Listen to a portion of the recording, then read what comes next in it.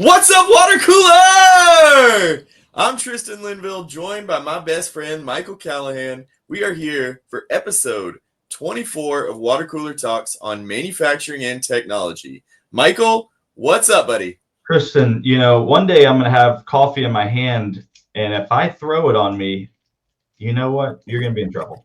But Indeed. things are great. It's a beautiful day. We got an exciting guest today that I'm excited to hear from him and get some of his wisdom. This kicks off our C-Suite, what do we call this? C-Suite Central mini-series. Is it C or C? Because, my son yesterday said, I can spell I. And I said, spell it. And he said, I. And I said, you're wrong. Wise man. Yeah. Wise man, that son of yours. But spell I. Get us started with a great joke. I need a laugh. It is, we're approaching Mother's Day, so I'll just give this to, and probably when this airs, it'll be after Mother's Day, but Bill can use this as well. Why is a computer so smart? I don't know. It listens to its motherboard. Oh gosh. Hey, that's a good Mother's Day joke there. I love it. Well, you teased the name of the guest there, and I like that. There's a lot of Bills. Shall we bring on this mysterious Bill? Bring on Mr. Bill Canady. Dun, dun, dun, dun. Look, that was the most exciting. I think I threw my coffee in the air. And no, I don't know how to spell I either. So it's great to be with you guys. We got a Hoosier with us. Got a Hoosier here. So he turned businesses around like the Hoosiers turned football around this last year. This is your guy right here. I tell you, I wish I had something to do with it. Both my daughters went down to Hoosier. And so I have been to, I don't know, probably 200 football games. I think I've stepped in the stadium like twice. We just hang outside in the parking lot, having a great time. They have the greatest tailgating out there. It's a fantastic school. A lot of fun to go to. I actually prefer that because then I don't have to be stressed the whole game. I know what you mean. I don't want to know what's going on inside that little. No. No, if you're doing it right, you will not know. So there'll be a bunch of pickups around you with a big screens in the back. You're holding something delicious and chilled, and you're having the greatest time of your life. So I love it. Indeed. Well, we got to get you down to a Georgia game one day. I would like that, man. Georgia is a wonderful school as well. I mean, can't go wrong with that. I got you a free pass. You just let me know when. I'll be careful. I'll be showing up. If you look out at night and your bushes are shaking, that's probably me. I'm there to get my pass. Let's go. I love it. Go dogs. Go dogs. Woof, woof. All right, Tristan. I got to introduce Bill because he has quite the resume. But one thing is author, right? Author of 2 books, 80/20 CEO and From Panic to Profit, but also creator and leader of the Profitable Growth Operating System, PGOS, but also CEO of Ohio Transmission Company, which has quite a few individual companies. And I'm going to turn it over to Bill to fill in all the blank spots. Perfect. Wow, who is this masked man, right? So yeah, it sounds. I've just been really blessed and fortunate to say the truth. So Ohio, which is absolutely wonderful company. It's something we've all done for a long time, working in distribution. And the fun thing is, in your day job, we use the same software that you guys are. N4, what a great product. So.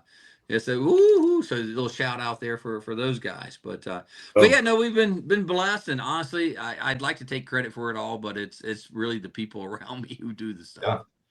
Well, and so at Ohio Transmission, so y'all do some distribution, but y'all also have like automation capabilities, right? So what do y'all do? You have a bunch of different companies. We do. So by the way, I recently just became chairman. I was chairman and CEO. I promoted Adam Gibbs. He's an extraordinary genius. And I picked up another CEO job. So I'm actually CEO of a company called Arrowhead Engineered Products out of Minnesota, and chair of this one. But OTC does a couple of things, right? So they're primarily distribution. We do light manufacturing. So we're the largest pump distributor in the country. They do about $500 million in these pumps. We do automation. We do filtration. So things like overspray for automotive companies and things like when the cars are going through, we pick up all that paint. And then the one thing that we do that's probably the most unique is we're the world's largest seller of air. If you can, we actually people pay us for air. So if you know anything about manufacturing, people think the plants run on electricity. Well, that's true, but they also run on air.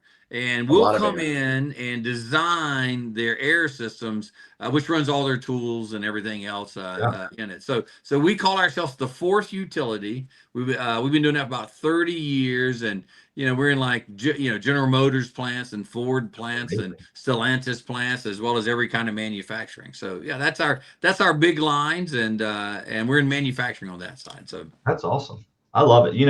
We could get into a whole story on air because I used to love going into manufacturing facilities, and they would say, yeah, that doesn't cost anything. And it's like, actually, it's costing you a lot if you don't do it right. Yeah, for sure. So when you're in that plant, and if you're ever there, kind of if there's an after hours time, a lot of them are in 24 hours a day, you'll hear like this.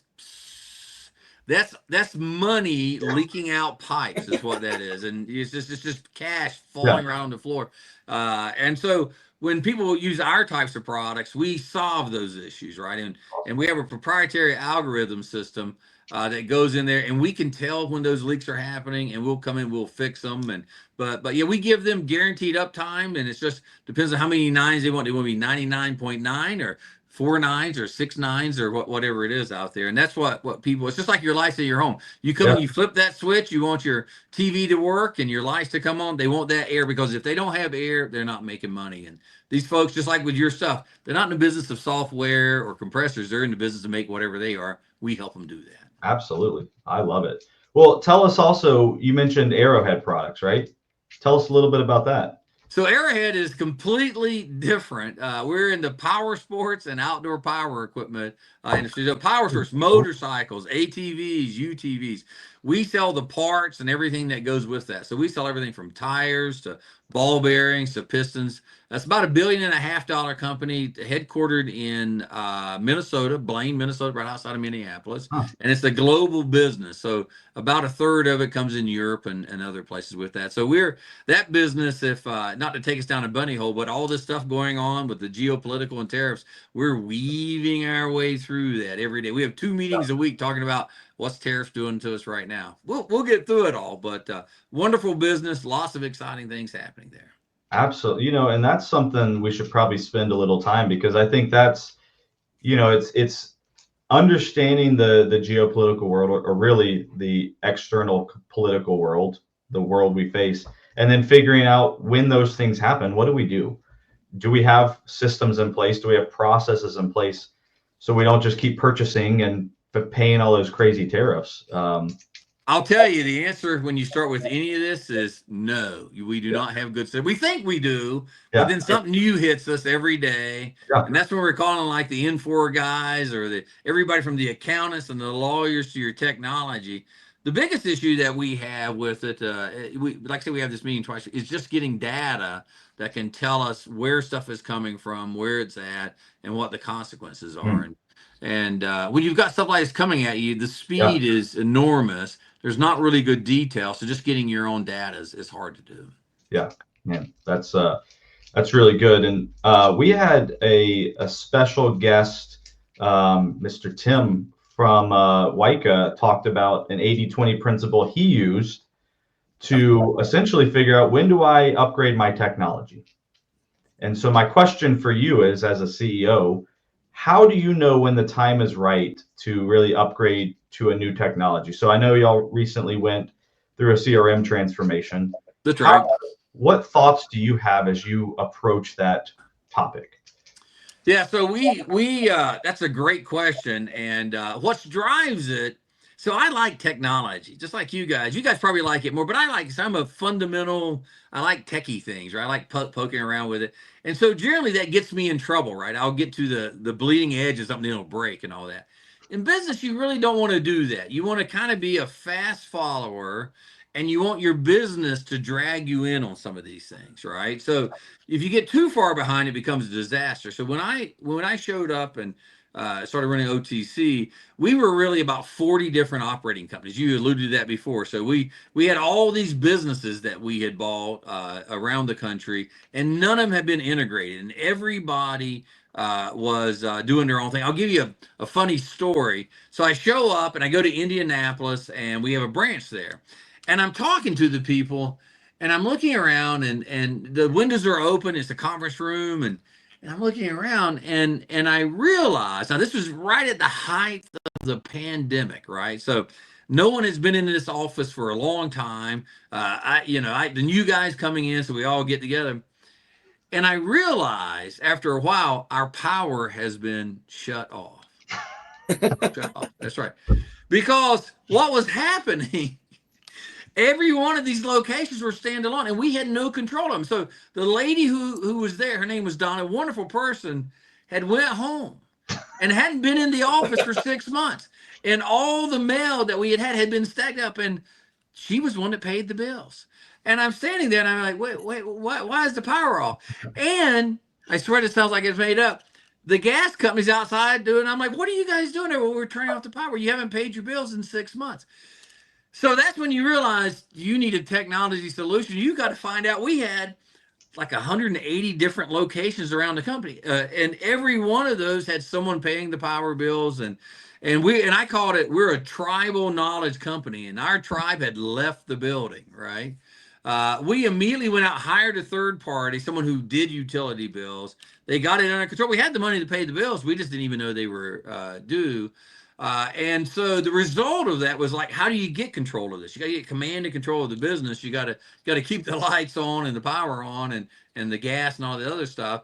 And the result of that was we upgraded our software. In fact, it's one of your products, a CSD, Cloud Suite Distribution, right? I think there's CSI, which sounds way cooler, but we were CSD, and so we brought that in, and then that drove us to everything like CRM. We didn't have a CRM. We really needed a CRM because all that tribe, remember, had left the building. We didn't really know our customers, right? I mean, we knew the ship to addresses, but who was Michael, right? We didn't even know Michael existed. That was a salesperson who actually wasn't leaving their house anymore. So that drove us to seek a solution. We looked at what was out there. CSD, we already had it. This was just taking us to the cloud versus being on-prem, and it was the right solution. So we got drug into it. Now, it's kind of hard if you wait too late, right? And it was harder, and you got to go do it and things like that. And you have these really bad things happen, but getting it done and getting everyone together is like lifting Mount Vesuvius. So as a business, right? When you find you're starting to fail in areas that should just be taken care of, you got to go do something, and you're going to get buy-in immediately, and you can put your teams on it, and you can make some really great things happen. So when you see things happening, you can't do the fundamentals, time to do something about it. Today, most of the time, it's an automation solution that you're going to go towards. Yeah. Right. Man, there's so many good things you just said, but I want to continue to move into something else, which is your 80-20 principle, because I think the things that you just said around the challenges and the pains and wanting to go a direction, but then looking at, we'll call it the technology stack you have and saying like, hey, do I have it? So can you talk about the 80-20 principle and how you apply it to businesses? Yeah, absolutely. And 80-20 becomes key, right? So 80-20 is, as many of your listeners will probably know, is that it's the Pareto principle. It's been out there. It basically says 80% of what we get comes from just 20% of what we do, right? Yet we continue pouring resources into that other 80% because it feels fair. It feels balanced, right? But balance rarely changes anything. Mission-focused leaders identify their critical initiatives, their critical things that are going to make a difference. They double down on what works and they cut the rest, right? Not because they're ruthless, or because they're responsible. So you got to go identify that 80. Where is it? Where are the resources, or where are the results, I should say, are really coming from? Now, the beautiful thing is that's just math, right? It's incontrovertible. I look at this, I know these are my best customers. because they buy from me. I know these are my best products because I sell them. And I've got some other ones that are in my B category. And for whatever reason, they're probably someone else's A customer. Mm. Once I know where that's at, once I truly understand it, I need to shift my resources to get after it. Because here's the reality. We don't have extra money, right? And if you've got this great thing, I need to put software in, I need to come up with a new product, I need to go win a new customer. You can't just go hire more people. Where's the money coming from? Yeah. The money has to come from where all those resources are being put on things that are they're not helpful, right? It's things that are on we call them the 20s. It's the 80% of your resources that are only delivering 20% of your resources or your results. You have to stop that, take those resources and go into this other direction, right? So what did we do, right? Just using this as a system. We actually had plenty of people in the company to go do it. You need 3 key pieces to do it, right? We call it the rule of 3. So first is you need a CEO who says we're going to go get this done. This is our goal. I gotta pay my light bills. If I can't do fundamentals, I can't keep my doors open. We're in trouble. So I have that. That focuses the mind. You need operators, the people running the business day to day, to shift their time and attention to this. And the third piece is you need, we call them prophets, but it's people who really understand the playbook. They understand the system. They're going to come in and help to do it, right? Because we don't have all the expertise. So that's probably where your business comes in a lot, right? So the CEO says we've identified it. The data tells us we know this is important. The team is going to go do it. Let's get outside people and bring this knowledge in, and we're going to own it. That's true whether it's your software, your ERP, or your best customers, or your best products, or whoever it is. Shift those resources. That's where you get all the pushback, right? Because people are going to go, do you not love me? Is this not important? And I go, it's not fair. You're right. It's not fair. But we're not in the business of being fair. We're in the business of getting results. And yours is important, but it's going to go on this side right now. We're going to focus and get something done that's important for the business. That's how you use 80/20. I love it. And I am fortunate to have worked under Bill's leadership at one point. And what I love about that is that the 80/20, you set a vision, and you're very clear about that vision. And I think that vision, seeing that cascade down into, okay, knowing this is where we want to go, knowing we want to focus on these individual customers, or whatever that looks like, how do we do that? And I love how you just said CEO, then you have the operators, and then the profits of, hey, how are we going to do that? And it's almost this, at Infor, we're a Coke company, and one of the things we do is we have principles-based management. Mm-hmm. And one of the things we talk about is leading from the bottom up. And that's important in what you just said, because, hey, the profits, they've got to help us understand the how and the why. And then as we do that, we're going to be in a much better place. Yeah, you're exactly right. The key in the middle, and this is what I found. So as a CEO, you set that goal, whatever it is. Hey, we got to get ourselves a system that we can pay our bills. We got to take care of our customers. We got to take care of our employees. Whatever mm-hmm. it is, you want the strategy of how that's going to be achieved to be come up with by the people who have to go do it, by the operators. Because if I came, like, I didn't come up with Infor, I didn't pick Infor. I mm-hmm. said we have to have a system. And we had a short-term system. We used a third party to pay it. We could take the money and shift it to them. They knew how to go pay all those bills. They could get that quicker than us. But we needed a long-term solution. If I'd have came in and said Infor, they would have told me I don't, because you're going to run into trouble no matter how good it is. You got to have the people who are executing believing it's the right solution. Otherwise, it's going to say, I told you at the beginning this was never going to work. I don't know why you picked this stupid. And you're like, oh, man, let them own the solution. You own the destination. They own the solution of getting there. Yeah, that's awesome. That's a pretty, tons of things to unpack there. You said everything from tribal knowledge to really executive ownership and executive vision being thrown down. And sometimes when we're going into these, we'll call them evaluations, there's a distance from the C-suite and yes, I do totally agree with you that there's a level below that C-suite that owns the solution, because they're going to know their business and they're going to be able to choose what's right to operate their business. But sometimes that never transcends upward, and decisions almost get made. It almost feels like independently. from maybe where that business is rolling. So how do you bridge that gap, make that marriage between, trusting those people and making a decision that's sound and getting involved when you need to get involved with some of these major investments? Yeah, so really great question, and just to piggyback on that, more times than not, it doesn't go up, right? And you particularly see it. It's interesting. You guys are in a great industry, but software is probably the king of that, right? You have technical experts in the middle of the business, and a lot of times those experts are experts on what their job is or supposed to be, not the software. And they just need to get this done, right? They got a job to go do, which is selling fittings, selling pumps, selling filters, selling RVs, whatever it is. This is just an enabler of it. And so whoever gets in there first and they are comfortable and they feel the fit, they'll present that. And so generally on my side, I come in and I say, we got to solve this problem. They know we have to solve it as well. And they look at me, oh, thank God this, the old man's finally picked something. So we pick it. As the CEO, your next piece is to measure and monitor, right? You got to ask the questions.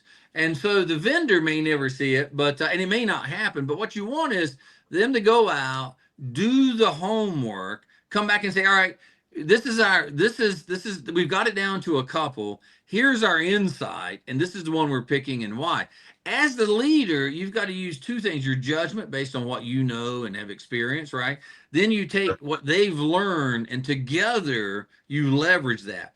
Most of the time, not most of the time, sometimes you'll abdicate it. You'll just say, all right, whatever you guys want is going to go. Almost always those projects, particularly in software, will fail because the groups don't have enough cross knowledge. You go in, you sell N4, you may not have any idea how their system actually works, right? Or what that product is. You're an expert in the software. It may not do it. Let me give you a classic example, right? And it gets worse, right? So we had at Arrowhead a bit of a homegrown system that this one particular thing that it was on the website, and people would come in and they could get all this great information. It was wonderful, and cross-referencing and telling you about all the products. We bought another company that had NetSuite. So NetSuite's an Oracle products, wonderful in all that. And laid them side by side, and they said, we're going to go to NetSuite. Well, one, the piece that had bought was bigger, and it was pretty well done. Secondly, neither side really understood, what they needed, and so they put NetSuite in. So fast forward 5 or 6 years later, today that business that switched, it's almost killed them, and here's why. The NetSuite did not have all the data fields in it, right? It had only 15 data fields that were capable of being ported over. And so all that information, gone. They just didn't port it over. And so now when our customers would come in and they would type in, I need this, no information. No information. And our end users, so today we have competition in our market that we didn't have before. People would come to us as the, if you will, the oracle of knowledge, like we knew all the stuff. Today we're just a commodity item, and we are scrambling like mad to go back and recapture that. And there's not an easy solution because there's now a 5-year data gap. Neither side understood what the secret sauce was, and so they didn't build. If they didn't. NetSuite's a wonderful problem. They'd have never chosen it. It didn't have the right data fields.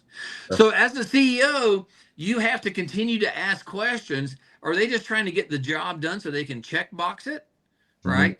And it's better, and this is going to sound weird, if you don't get too detailed in because you want to ask the questions. Does this satisfy our data, and how do you know?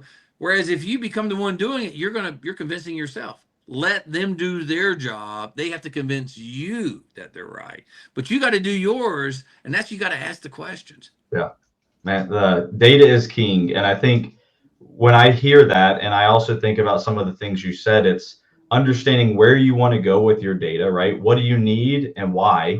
And then making sure that the system is in place, capturing those fields and those things. And it's hard to do because as a CEO, you probably don't know. Absolutely. If this was done before anyone in your team, they don't realize it. Yeah. So it's like marketing and engineering, right? So both of you guys have a great background. One of you really good at engineering. You know, the engineer can tell you everything, no idea how to sell it. The marketer can tell you how to go sell it, no idea what the technology. How do you get? I typically make them get together before work. I buy donuts. I say, you two work together until you agree on some process of how this gets over, right? So it's getting people together. It's asking the tough questions. It's spending the time, and that's hard to do when you got product to go sell, customers to take care of, right? But if you don't, be prepared to pay the price. Now, you asked something interesting. How like you're the guy, you're the salesperson, you know, and as a salesperson, what's the most important thing to us? Get that sale. That's what we do. They call it sign the line. That's right. That's our job. Sell that order, right? You'll get more respect, and you'll for sure have a better implementation if you call the question and say, tell me how you're going to make sure this is done right, right? You want to get in front of the CEO, not because it's the CEO, but you want to hear that level of commitment, right? Are you going to walk away from a project that that maybe you don't know? Like, we're a salesman, right? We want to land that deal. But I will assure you, if the C-suite's not engaged and they're just trying to get this done so they can move to the next, it's going to go bad at some point. There's a high probability it's going to go bad. Absolutely. Because it won't I agree work with right. you. Yeah. I totally agree. Actually, there's a meeting that I took right before our conversation here, and it was all about de-risking the project with executive alignment on our end, executive alignment on their end, and getting those executives together. Because if that, you know, executive on the customer side kind of just drops out and makes a decision and lets it kind of run its course, there's usually a high chance that it fizzles out or the objectives and the outcomes are not met. And defining those outcomes, I think are important. But from your chair, do you I guess challenge your business leaders making these decisions to kind of drive some of those outcomes or define those outcomes to align with kind of the strategic vision of the company? Or how does that kind of work when you go into a project? That's exactly what you do. So my job is to measure and monitor. And so what I'm going to do, so let's assume we've made a decision. We got to have a new system, right? So we're using 80-20 principles. This is important. We got to get this right. You know, otherwise we wouldn't be doing it. So it's not something trivial. And then I'm going to ask questions around, how do I know my best customers? Like, do we know what the voice of the customer is? What are they looking for? Like, we missed it. We didn't put in these extra data fields. It was our miss, not the software's piece. So if you start from what the end result is going to be, who's using this, what do they want from it, what are they using it? So I don't actually have to know those answers, but if I ask the questions, I expect a sophisticated answer, and I don't expect a perfect one. Like if they just go, "Oh no," I'm like, "That doesn't feel good." I want them to say, "Well, look, I went and I talked to 12 people. It doesn't have to be a lot. I talked to Tristin. Tristin said, man, I love getting that cross-reference thing. Then I talk to the next one. I got to see where the order's at, and I got, all right. So you want real things. Like none of us are amateurs on this call. We know what good feels like. And so you want to hear real world answers, not some fancy speak or some, and then it's like, what are they measuring? What are their goals, right? In other words, like, is the team, I got to get this done goal, right? Because, this has got to be done by August because maybe your fiscal is in October and all that. You're like, none of those are important. What's important is, what is this thing going to do, and who decides it's good? And typically it's your customer or your employee. Like an HRIS system. We put one in back at a company we were with before. It about killed us because we couldn't pay anyone. Guess who was upset about that, right? It was the employees, right? So you got to start with who's as important, work backwards, and then ask simple questions. And the simplest ones are the hardest to answer, right? Look for simple answers that are pointed and detailed, not perfect. Now you know you're on to something. And then you turn to, and hopefully you do that before you get in the meeting, so you know going in what good already looks like. You turn to that vendor and you want them saying things that seems to align with that. Now, sometimes your team will coach the vendor, like, talk about this, don't talk about that, right? And that happens, and that can be good, but you want to make sure that it's real, right? It could be data, it could be visibility into it. If your customer, as an example, cannot see in the system, typically what they're mostly concerned about is expedite. When am I getting what you promised me? If they can't see it or self-serve it, if you don't have a software, this is so basic, that sends out a thing that says, okay, it's on the truck now, it's being shipped.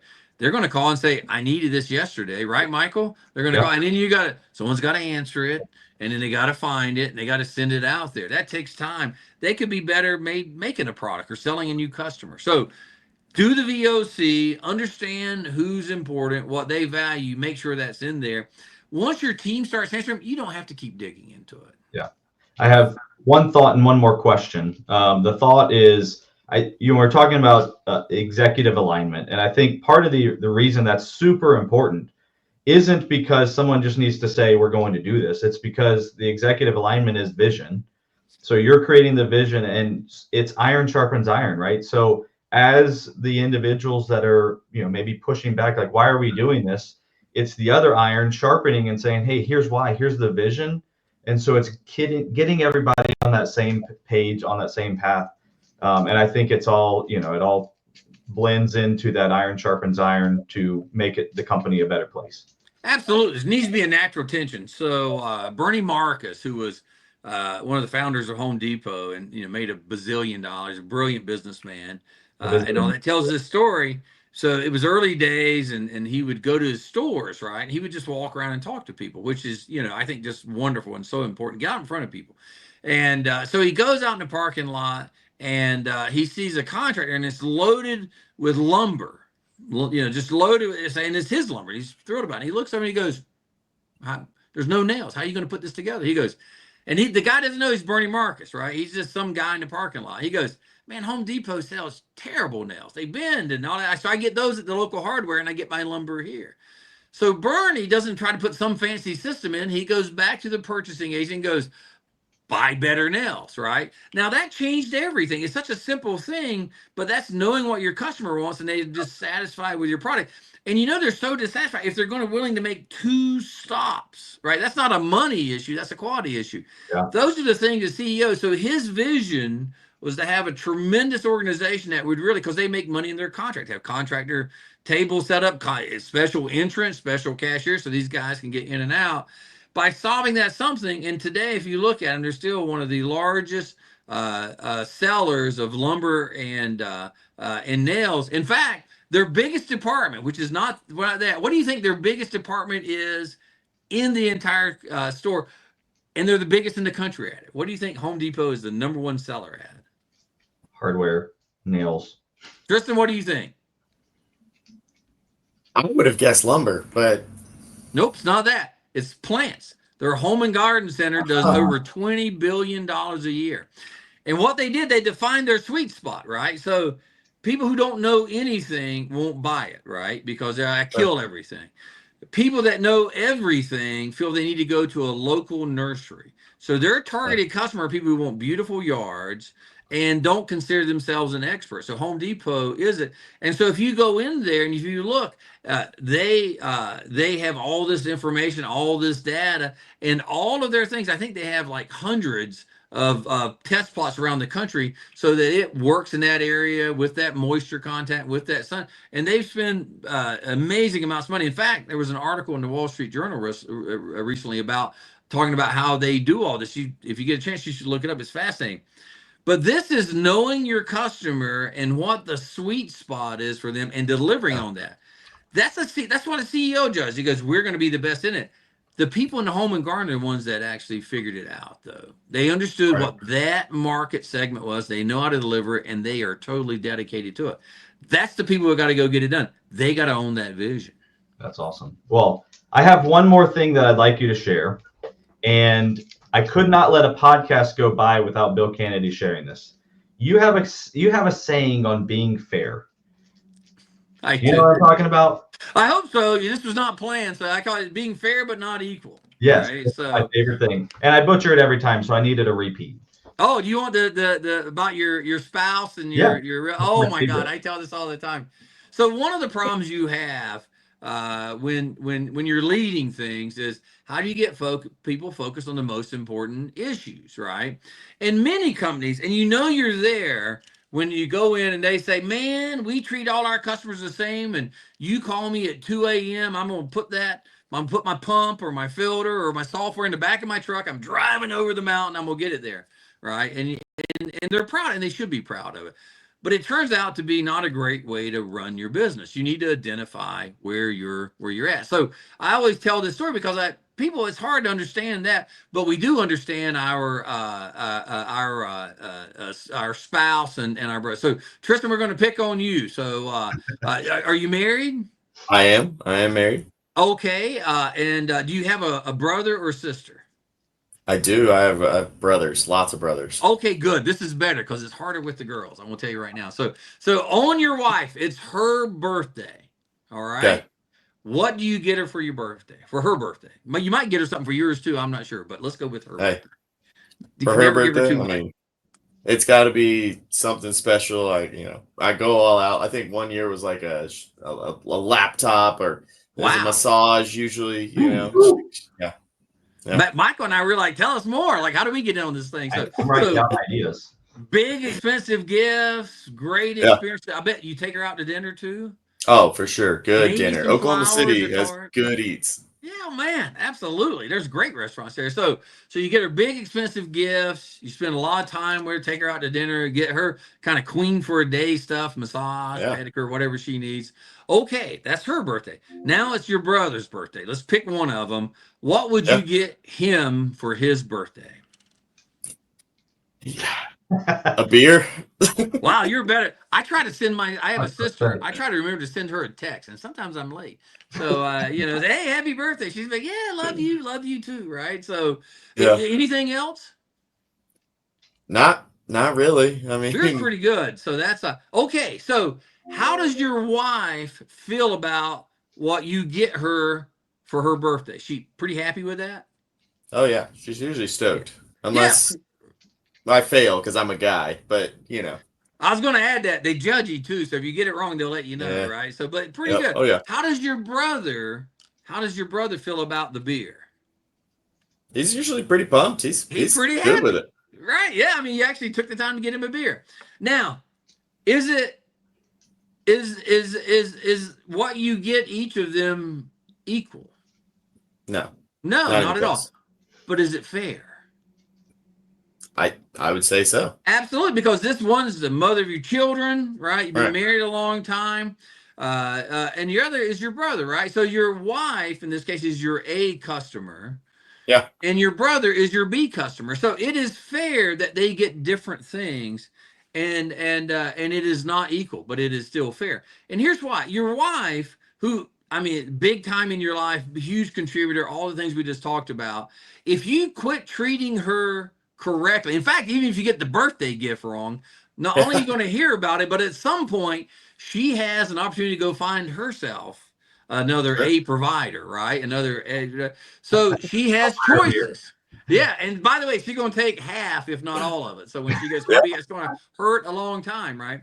So it is both fair and not equal to it. It's the same way in our customers, right? We talk about this all the time.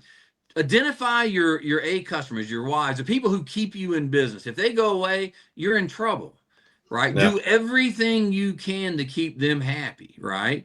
And then on your B customers, right? They know that they're your B customers, and they're perfectly happy getting the beer. So let's switch it around. If you gave your brother everything you gave your wife, would he take it? He'd probably feel pretty weird about it. But he would take it. I'm telling you, I have yet to tell him, no, I don't want the massage. No, look, hey, for sure he was. Is it going to change anything about the relationship? Nah. Not a thing. He's still going to be your brother. You'll think you're weird. He's going to take your money, but he's not going to change. If you give your wife a beer on her birthday, is it going to change anything about the relationship? Yeah, a lot. It's going to be expensive too. So same thing here. So if you use this story and you tell people and you go, look, identify your people, it will change. Your actions matter. Your words matter. Make sure you're treating. And if you're like me, I don't have enough time or money to give my sister everything I'm giving my wife, and nor does my sister expect it. People, when they start spreading it around and they can't identify their A's, they start putting resources that they don't have to give on their B's. The B's will take it and everything, but they don't become A's, right? There's someone else's B, right? Your brother's probably has a spouse or someone they're spending their time on it. So everyone knows their place. one of the funniest things I've noticed, and Michael, I know you've seen this, I'll talk to my salesman and they'll say, man, look, you don't understand. This B customer, they're great. They really got a lot. And I say, well, how are you going to convince them to come over and all that? And it turns out sometimes they do, but it's rare, right? It's rare. I'm pretty sure no matter what you do, and nor would you want your brother to become your spouse, right? You got to be below, right? So we're not going there. So it's the same thing here. So don't waste your time on it. Find your best ones, go with it. You can tell that story and people will get it right away. It's okay to treat people differently. In fact, it's mandatory to treat them differently. That's so refreshing. I feel I'm ready to run through a wall again. Okay, what's happening Sunday? I know this is probably going to air after this, but what's happening Sunday? Mother's Day. Tristin, you win. Michael, you're in trouble. You haven't planned anything, have you? Go to the store. And she's going to expect some kind of the Mother's Day is the you know, like Father's Day. I'm not even sure it happens. I know I'm not. Yeah. I always say whatever he wants, and whatever they want apparently isn't involving me. But Mother's Day is a big deal, right? There's a whole big one. We're good. Yeah, I'm counting on you, Michael. If not, we're gonna next week. It's going to be counseling with Michael. Yeah, there we go. That's right. All right, Bill. I have one question for you because Tristan's planning this next 3-week vacation. So I need to know, what's the best vacation place you've been to? Who are you going with, Tristin? What's happening? Michael just makes fun of me because I take a lot of vacation, but I am always planning the next one. So we're actually in the works for a family cruise next year. A lot of my family they don't cruise or they don't vacation a lot. So my wife's a travel agent. We're planning that one, but I want to hear your best one so that I can make that my next dream destination. Wow, that's a high bar. First of all, I will tell you this. So we've been everybody on this phone, everybody watching has been blessed out there, and when I look back and I talk to my kids and my wife, it's not the things we've bought. It's never the car or the diamond or the massage. It's the experiences we have. It's the trips. That's what people always, my kids are grown now and everything. And they talk about, you remember that time we went to? So I think you're wise on it's the experiences you have that make all the difference. So what my wife and I decided years ago, and we've held on to this, is we call it the zeros and the fives. So on the 10s and the 15s, the 20s, the 25s, we do a big trip to remind ourselves why we got married. So we've done Africa and Bora Bora and Australia and all those kind of things. Then in the middle, we slip in the, well, let's just go to this or that. And they're all wonderful and everything. So first of all, set yourself, sounds like you already have, you've done a wonderful job. Give yourself this permission to plan these really big deals, but don't forget the little ones. So when I think about our best vacation ever was probably our African safari we did. It was totally unexpected. It was on our 25th anniversary. And so we go to these events, and one of the events we went to was a charity auction, and somebody had an Africa trip on there, and it was a little tiny thing. The lady parents lived in Africa, and they had this like resort you could go over to for a couple of days. We wound up blowing that thing out, and man, was that it's not something that would normally be in the wheelhouse, right? Things we think of the Caribbean or Hawaii and all that, and it's such a big complex trip. But we look back on that, and at the time we were not all that excited, and it was so different. You see the things you only see on TV, and we live in America, I think the greatest country in the world, but you don't see a lot of elephants running around, not too many zebras and things. So it was something you couldn't see really anywhere else. The people were fabulous. Getting there is a giant pain, but once you're there, it's kind of, we call it planes, trains, and automobiles. You're in these little puddle jumpers. So we're flying from Zambia, and we're heading to Botswana, and we're in this caravan, this Cessna plane. I'm sitting in the front with the guy, and he goes, all right, here's what we're going to do. We're going to buzz the runway. We're going to come in fast. You look down. If you see anything, or you start hollering, because if we hit them, it's going to go bad for us all. And I'm like, now, tell me that again. He goes, yeah, that's the hogs. If the hogs get on there, turn the plane over. I'm like, I'm screaming out the window. We have the greatest memories ever from that trip. So Africa, I think, was our top. We just got back from Australia. So we loved it. Awesome. We were in Australia and New Zealand, just like you. We don't take probably as much time, but it just makes me jealous of it. But we went and do it. So go do those trips. You'll never regret them. Well, I that's love awesome. that. We learned business. We learned marriage tips. I feel like I'm much better off today. Okay, so here's the 3 things, right? It's always 3 things. Be good to your wife. Take care of her. She has, if mama's not happy, no one's happy. Take her on nice trips that are, you can't do it every year, right? As we all know, it's just like running a business. You had to plan for them, and they're pricey, right? So, but make it meaningful. Make sure she's a part of it. When we were first married, I think it was our 5th anniversary. Nope, it had to be our 10th anniversary. We'd had kids by this point. They were little, and I was going to surprise my wife by taking her to New York City. It turns out a dad is not good at planning what to do with the kids when he's going to. So don't surprise your wife. It turns out to be an emergency. The trip gets rescheduled because you forgot to actually tell your parents that they got to watch the kids. So don't do that. Include her in on. You'll get buy-in, and you know, at the end of the day, the things it takes to run our lives, the same things takes to run our businesses, right? Be good to each other, dignity and respect, create a safe zone, and focus on the critical few. That's how you win. I love it. Well, Bill, we appreciate you joining, and you know, your time's valuable, and we're just so grateful that you blessed us with your presence. Everybody out there, Bill follows the podcast, so you should probably do the same. Drink your H2O, and hope you enjoyed the show, everybody. Thanks, Bill. Thanks, everyone. Really good water. Thanks, Bill.